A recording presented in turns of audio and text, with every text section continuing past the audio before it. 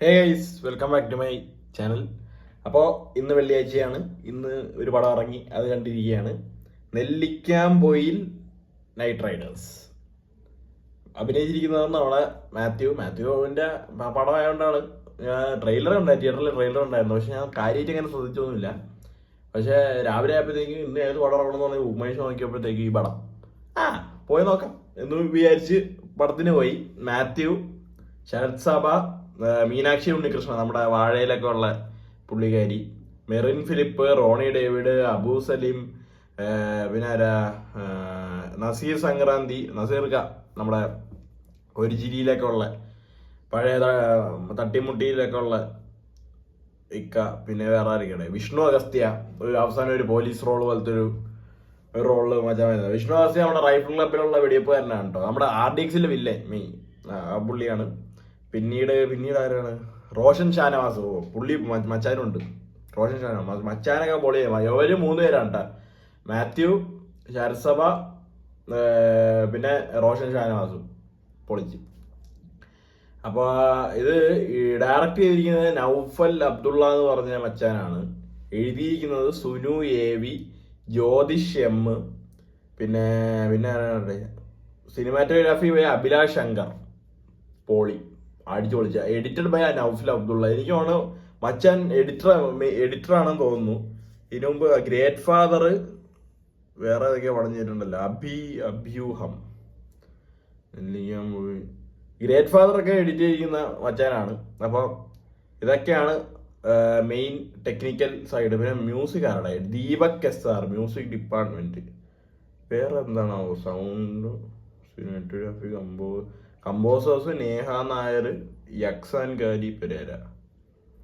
എന്തായാലും കിടിലം പണം, സത്യസന്ധമായിട്ട് പറയുകയാണെ. കഥ എന്താ പറയാ, ഒരു നാട് പഴയ കാലം ഉണ്ടോ. അയ്യോ, ഏത് കാലഘട്ടമെന്നോ എനിക്ക് മനസ്സിലായില്ല. കാരണം മാത്യുവിന്റെ ലുക്ക് എന്ന് പറയുമ്പോൾ ഒരു വിന്റേജ് ലുക്കിൽ മാത്യുവിനെ ഇറക്കിയിട്ടുണ്ട്. അപ്പൊ ഞാൻ വിചാരിച്ചു ഇന്ന കാലമായിരിക്കുമോ അതോ പഴയ കാലമായിരിക്കുമോ എന്ന് സംശയം ഉണ്ടായിരുന്നു. പക്ഷെ ഈ സിനിമയിൽ ഫോണെന്ന് പറഞ്ഞ സാധനം ഇല്ല, നിങ്ങളൊന്ന് ആലോചിക്കണം. അപ്പൊ അത്രത്തോളം പഴയ കാലം അവർ കാണിച്ചിട്ടുണ്ട്. ഈ രാത്രിയായ നാട്ടുകാരൊന്നും പുറത്തിറങ്ങാത്ത, ഈ നമ്മുടെ എന്താ പറയാ, ഒരു വരാഹ രൂപം പോലെ, കാന്താരനെ കണ്ട പോലെ ഒരു രൂപം രാത്രി ആ ഒരു നാടിനെ, ആ ഒരു വില്ലേജിനെ പ്രൊട്ടക്ട് ചെയ്യാനായിട്ടുണ്ടാവും. എന്താണ് കൂലിയോ അങ്ങനെ എന്തോ പറഞ്ഞ ഒരു രൂപം ഉണ്ടായില്ല. തെയ്യത്തിന്റെ രൂപം പോലത്തെ ഒരു സംഭവമാണ്. അങ്ങനത്തെ ഒരു രൂപം ഉണ്ട്.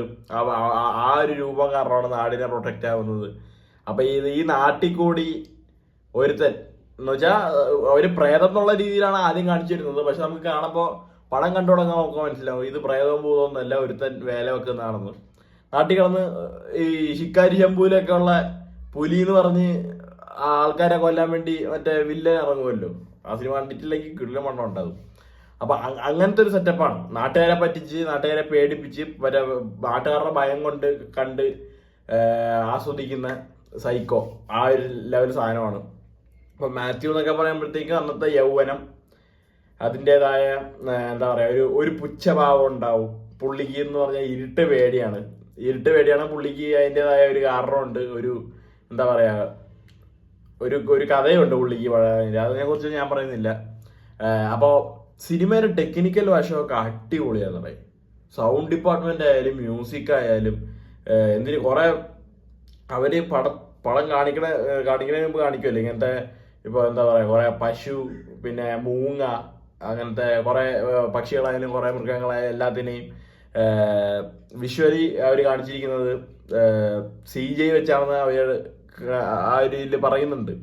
പക്ഷെ നമ്മൾ കാണുമ്പോൾ ഒരു പോയിന്റ് കഴിയുമ്പോഴേ നമുക്ക് മനസ്സിലാവും, ഇത് CG ആയിരുന്നല്ലേ. നമുക്ക് ഒരു പോയിന്റ് കഴിയുമ്പോഴേ മനസ്സിലാവുള്ളൂ. ആ ഒരു രീതിയിൽ അവർ എക്സിക്യൂട്ട് ചെയ്തിട്ടുണ്ട്. പിന്നെ പെർഫോമൻസ് വൈസ് ആയാലും അബു സലിമിക്ക ആണെങ്കിലും കുറെ നമ്മുടെ റോണി ഡേവിഡ് പുള്ളി ആയാലും ഇവര് 3 പേരായാലും എല്ലാവരും നല്ല കിടിലനായിട്ട് കുറെ സാധനങ്ങൾ ഡെലിവർ ചെയ്തിട്ടുണ്ട്. അവരുടെ അബു സലിമിക്ക എന്ന് പറഞ്ഞ ഒരു എക്സ് മിലിറ്ററി ആണ്. അപ്പൊ പുള്ളിക്ക് അതിൻ്റെതായ ഒരു കാര്യങ്ങളൊക്കെ കാണിച്ചു വെച്ചിട്ടുണ്ട്. റോണി ഡേവിഡ് ആ ചേട്ടനും നല്ലോണം ചെയ്തിട്ടുണ്ട്.